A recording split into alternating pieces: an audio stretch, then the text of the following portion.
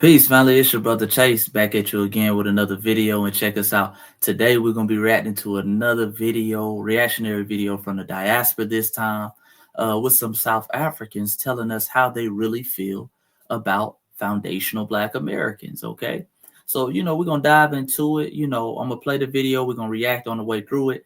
And, let's get straight into it because one thing we always hear from the diaspora when we point out to tether class is if you visit Africa, the people feel differently about you. You got to go to Africa. So let's go to Africa virtually today and let's see how some of the people feel about us.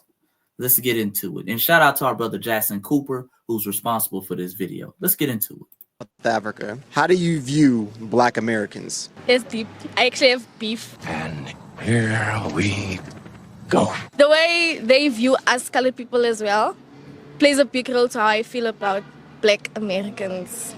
Huh? Going back to Tyla and how they took her when she came out being colored in, it was a big issue for American people that she stood on grounds that she was colored. As colored people, we don't want, already with the apartheid and everything, we've been pushed aside. The colored community has been neglected because of who we are. Yes, we are a bit of everything, white and black, and then sometimes it's difficult to know on which grounds do you stand, on which people do you support more. Who do you say when someone comes to you and says, no, you are black, and you're like, no, I'm not black, I'm colored. You understand? I had a lot of black friends, and it was hard for me to also stand strong that I am a colored.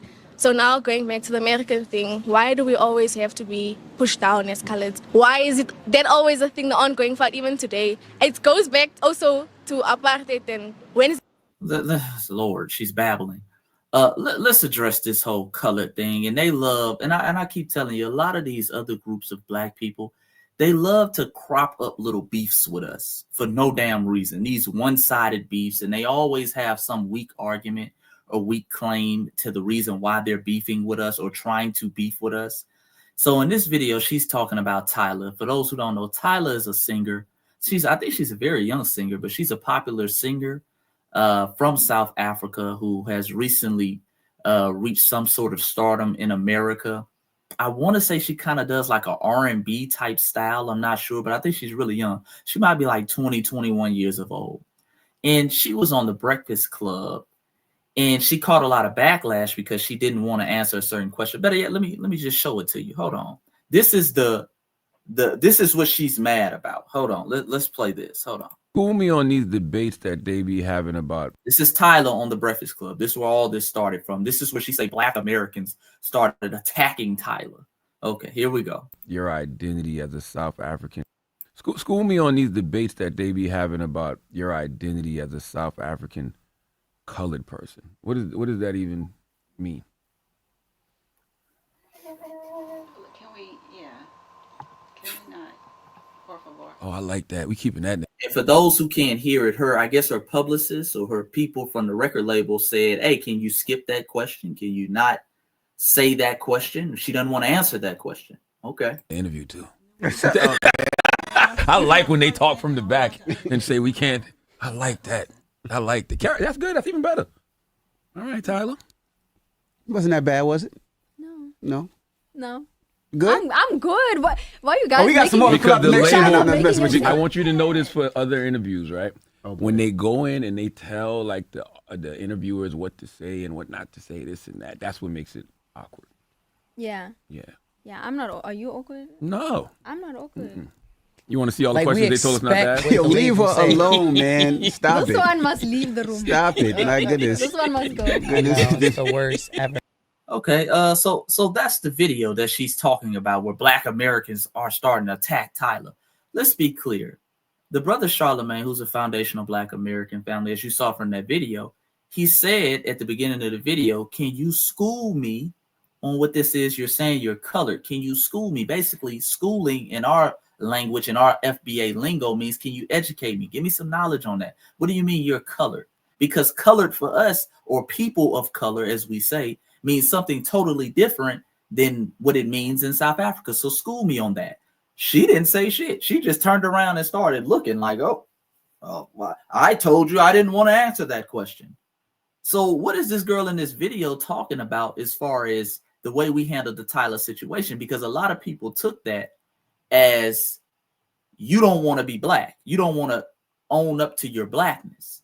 She didn't say anything. That would have been the perfect time to address what Charlemagne asked her about. He asked her a simple question. Why didn't she just answer the question? Now, she came back afterwards on Instagram like 2 weeks later and tried to justify, what she did or what she didn't say in a damn Instagram note or story. But she could have just said that on the Breakfast Club. So when you ask people in our culture, hey man, are you black, or educate me on how you identify, when they don't want to identify, we take that as, okay, this nigga is ashamed to be black. That's how we took it. That's what we do in our culture. And let's be clear, it is the responsibility of foreigners or black immigrants coming to America to educate themselves on us and how we view things, because you're trying to break into the Black American audience, family. She's trying to break into the Black American audience. We're not trying to break into the South African audience.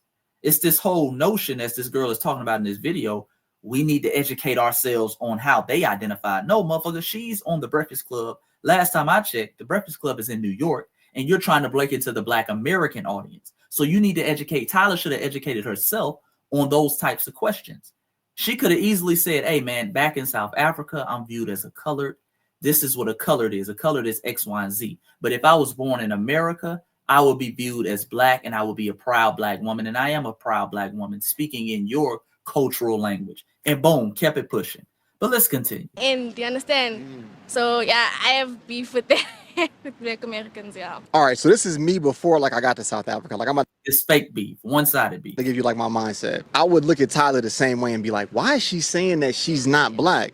But guys, as I said, I've been through many, many colored neighborhoods. It's different, right? It's different. It's not the same. We aren't the same. We have different cultures. We have different beliefs as well. Now that I've been here, guys, Tyler was absolutely right with what she was saying, because the Tyla didn't say anything, Brother Jackson. She didn't. That's the whole point. That's why people gave her backlash. She didn't say anything. She didn't say anything. When we asked her to educate us, she didn't say anything. And the people were questioning her blackness because she kind of looks Indian a little bit. And I think she is mixed with Indian. So people are like, okay, are you an Indian girl cosplaying as a black girl with these cornrows and, your sound X, Y, and Z? We were trying to see. And when she didn't want to answer the question, we took that as, you're not really black, or you're ashamed to be black. That's what we took it. So she didn't say anything. All right. Now, when she said, some people said, okay, cool. culture is completely different. So I don't want you to have a beef with us. We just need to be more understanding of Yes, that's each all other. I'm asking. Have an open mind. Right. When someone comes to you and says, I'm colored, ask why. What makes them so The man did ask why. different to you, Get to know the person. Don't just judge and, now you want to build up, you want to become defensive. No, you want to push some culture down on someone who is brought up completely different to how you were brought up. Thank you so much. Family, I told you, these folks are delusional. Some of these folks are over there delusional. She's projecting everything they felt onto us. We didn't get defensive. We asked her a simple question. She didn't answer it. And so we made our own assumptions about it. Okay, y'all the ones who expect us to educate ourselves on y'all. But then when we ask you a simple question to educate ourselves, you get offended. Come on, man. But let's continue. Okay, so All right, now this is another lady from South Africa, okay? This is your Pan-Africanism right here. who do we have here today? My name is Sipisihle. My surname is Sambata. I'm from Duduza, but originally from the Eastern Cape. What is it that you do here in Johannesburg? I study logistics and supply chain management in Rosebank College. I'm a second-year student this year. How do you view Black Americans? Okay, when it comes to us and Black Americans, we are just two different groups. We are strictly from South Africa, like from Africa, the roots of Africa. And I feel like they are sort of like diluted in a way, polluted in a way. You can even hear from the English accents, like the way we speak, the way we talk, the way we do things. Like we are not the same. She said it, family, not me. So you got a lot of these Pan-Africanists running around America talking about we're all one, we all black. If you go to Africa, they view us as just another black person. No, they don't. They view themselves as the real Africans, and we're diluted. We're different. Now, if I say as a foundational Black American, which we've been saying we are different, I do agree with that. Now, I wouldn't put all that diluted and polluted because you make people seem as less than. You dig? We're foundational Black Americans. We're our own unique group of people. Okay? We were our own unique group of people. When we say that, we're seen as divisive. Okay? Now, when they say they're the real Africans, we're polluted and diluted. Oh, well, nigga, you have to understand culture. All right.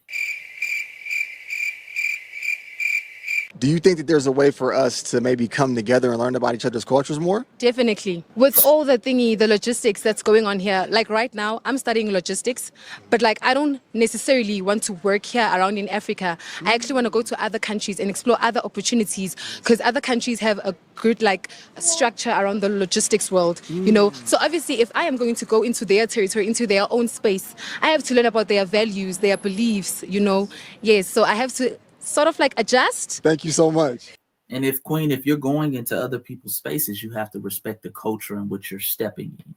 Okay, you don't run around talking about people are diluted and polluted and they're not real. Okay, you have to respect. That's part of culture. Respect the culture. Understand the culture is different and respect it. Okay, just advice. I'm not really trying to unify with you, you know, because based off the stuff you said, I don't want to unify with somebody who thinks I'm polluted and diluted. I'm good. But for future reference, when you're speaking to other so-called Africans like yourself. Thank you very much. So yeah. So where are you from originally? I was born in Zimbabwe. That's where I'm from originally. Same, my heritage is Zimbabwe. Shona, that's where I'm at. As somebody from Zimbabwe, how do you view Black Americans? Black Americans are not really the same African as we are African. We'll view them as though, oh no, it's that they're diluted. And I feel like they are sort of like diluted in a way, polluted in a way. Because as you can see, family, it's a trend over there. And by the way, family, this is our brother Jackson Cooper who's interviewing him. This is from the same video. This is not me piecing together different videos and trying to create it. This is from the same video. This is from the same day. This brother is going around South Africa on the same day interviewing people. Okay, and he's getting these answers. This is your Pan-Africanism. This is your global unity. We are the same, nigga. You just have to go to Africa. Well, a brother went to Africa, a brother's in Africa, and he's a Pan-Africanist. He's a self-admitting Pan-Africanist, but he's an FBA brother over there, and he's getting these answers. Okay, we're diluted. This is the second person. So that shows you this is a running theme over there, these talking points. Now they're in the West, they're diluted.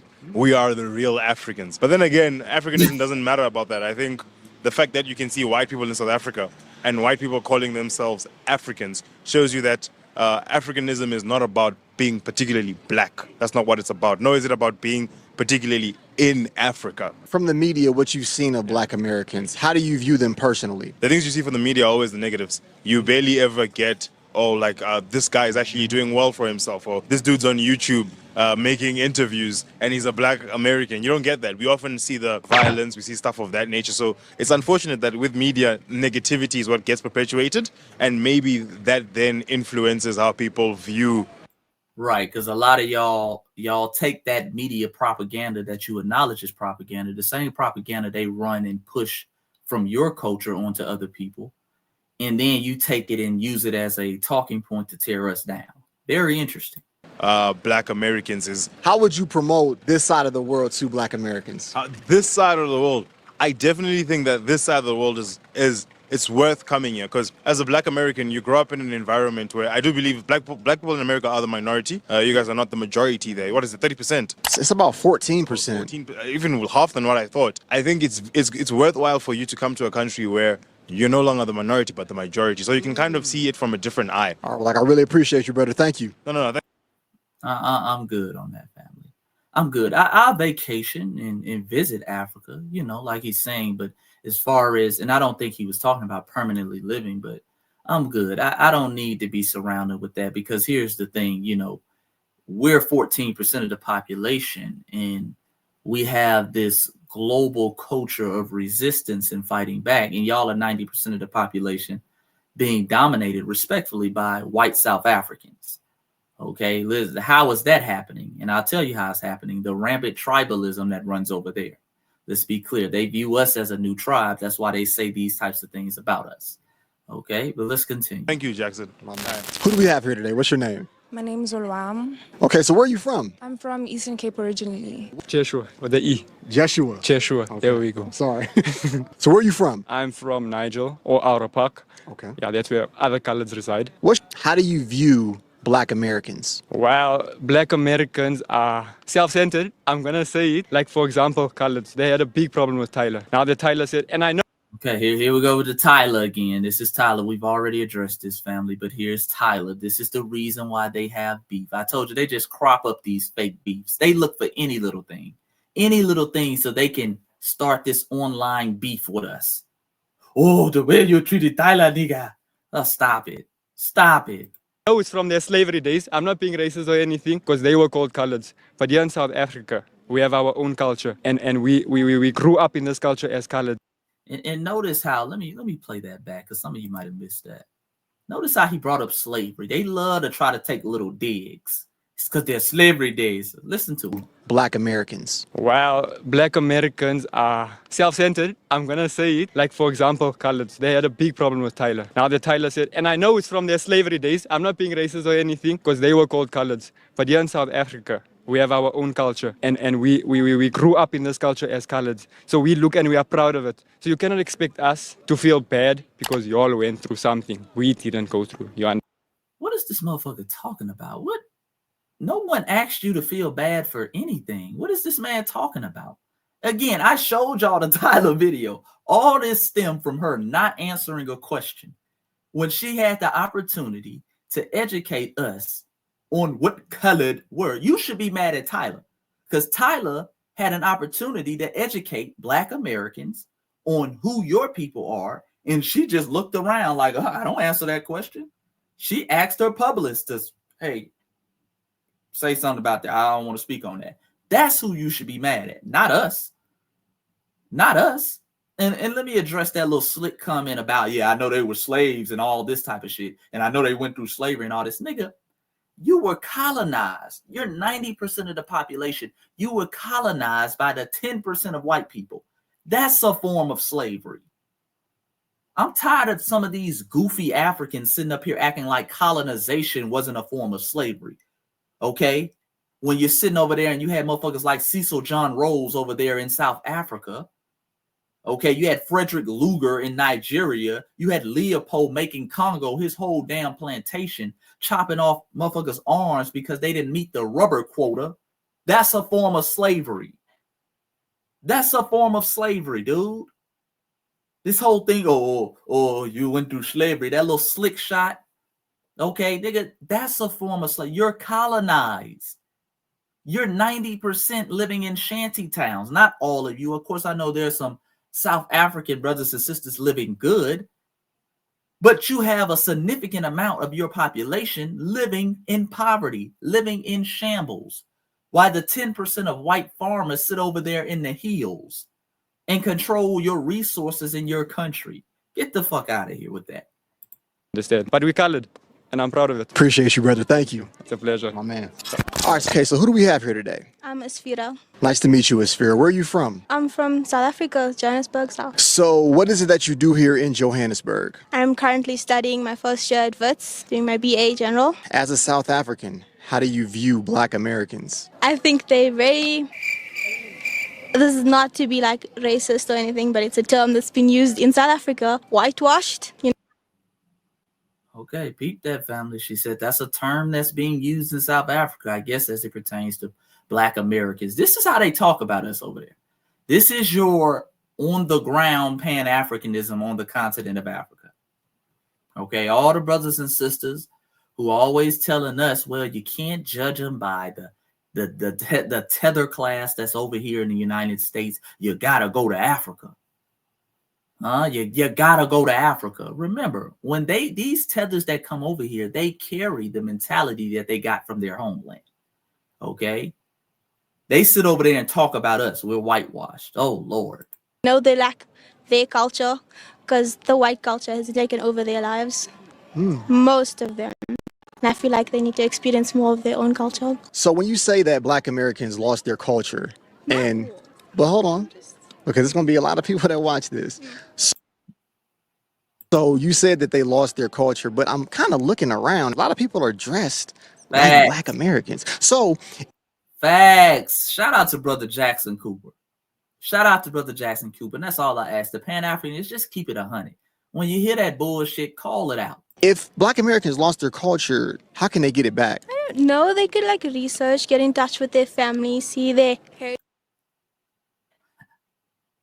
We can research. Okay. heritage. Like these people are dressed. Yes, we're all dressed in American. Yeah, we're all dressed like Americans, but those Black Americans have no culture. Okay. We got no culture, family. While they're dressed, this is a form of delusion, family. This is a sickness. What you'd call American clothes. They still go home. They eat food from their culture, from where they're from, talk their languages. Everyone in America is just America wasn't there for the white and the black people. The Indians were there first. Motherfucker, she just saying anything now. She just saying anything. They can research and they can eat their food. The Indians were first, and nigga just all over the place. Okay, delusion. A form of babbling is delusion. Okay. Okay, so this is what it is, family, and that's the end of the video. And this is from one video. Subscribe to our brother Jackson Cooper. He's an FBA brother. He travels around the world, different places. I've seen him in Asia. I've seen him in Europe. And I just wanted to bring that video to you. And by the way, family, this video is from maybe like a month ago. So this is not an old video. I'm not going back 2 years. This video is from like a month ago. So I had it in the archives. I wanted to show it to the family, make the family aware of it, because this is how many Africans on the continent of Africa view us. Okay, not all, but a significant amount, and a significant amount where we should be aware of this type of mentality. And again, I want y'all to understand, Africans don't see you as one big African. They see you as a different tribe. And we are a different tribe. We're foundational Black Americans, and that's why I tell y'all to stand on that.